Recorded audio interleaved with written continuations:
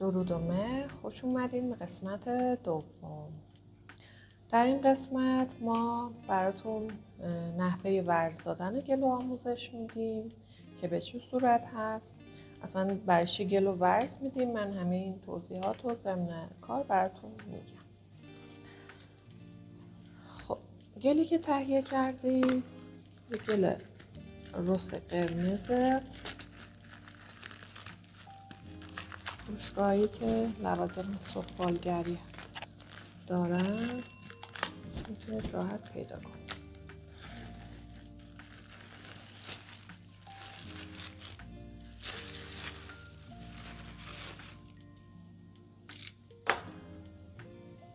خب به وسیله نخ گلو میکشیم.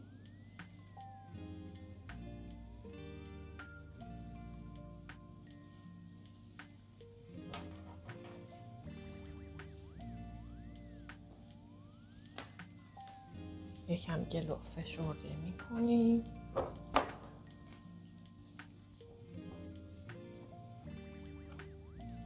خب من گلو ببندم.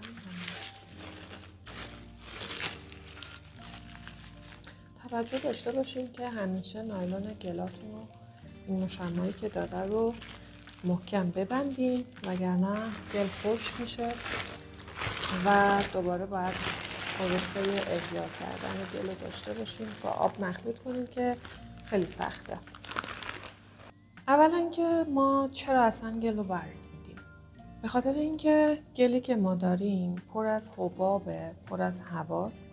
زمانی که میخوایم حالا یا کار با چرخ یا کار با دست استفاده کنیم، این حبابا حین کار میترکه و کار شما مسلما خراب میشه.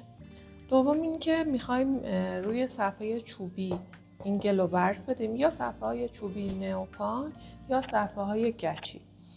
ما گلامون رو ورز میدیم که آب اضافه گل، رطوبت اضافه گل گرفته بشه و این حالت چسبندگی رو دیگه نداشته باشه و کاملا نرم و یک دست باشه برای استفاده.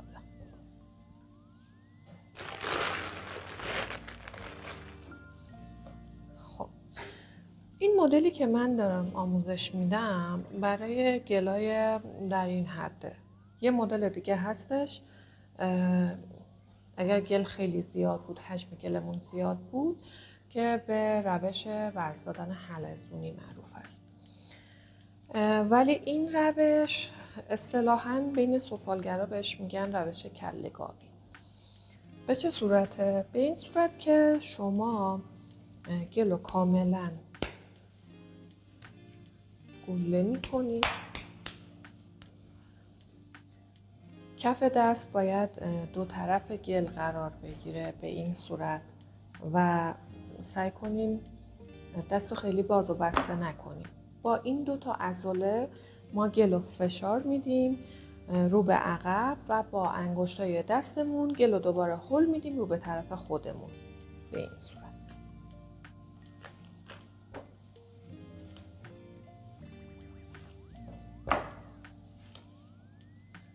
تا جایی این کار رو انجام میدیم که گل تقریبا شبیه کله اسکلت کله گاو میشه. البته اگر بخواید کاملا حبابش گرفته بشه حدود 20-30 دفعه باید این کار رو انجام بدیم.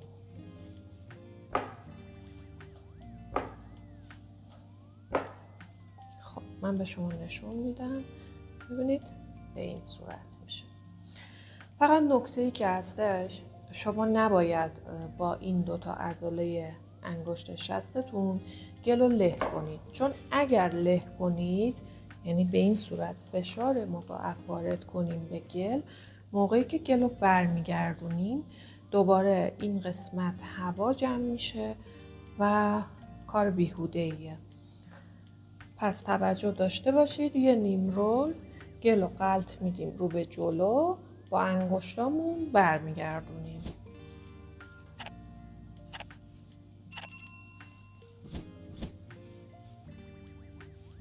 همونطور که میبینید اینجا الان این تخته صفحه نئوپان من خیس شده به خاطر اینکه رطوبت اضافه رو گرفت.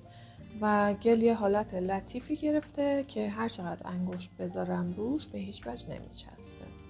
خب بعد از این که گل رو ورز دادیم و به صورت اسکلت کله گاو در آوردیم، الان نوبت اینه که ما یه تست بگیریم ببینیم آیا کارمون داخلش حباب داره یا نداره. به این صورت رولش میکنیم، یکم فشرده میکنیم، به این صورت نگه میداریم و لایه لایه سیم میکشیم. انگشت شستتون رو بذارید این قسمت بالای گل که وقتی که سیم میکشید گل نیفته.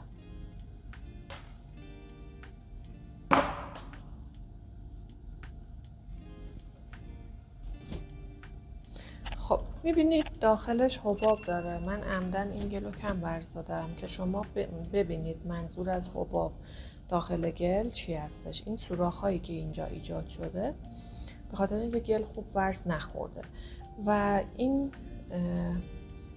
حالتی که داخل گل هست اینو میبینید.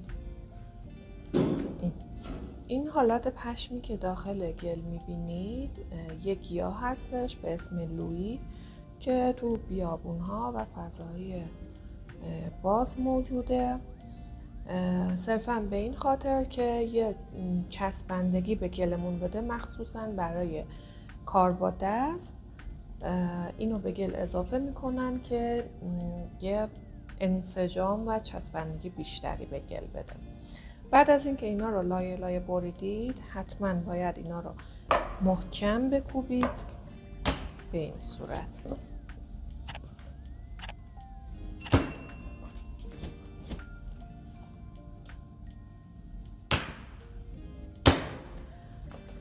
و دوباره میایم و این گل رو کله گاوی ورز میدیم و آماده میشه برای چرخ کاری.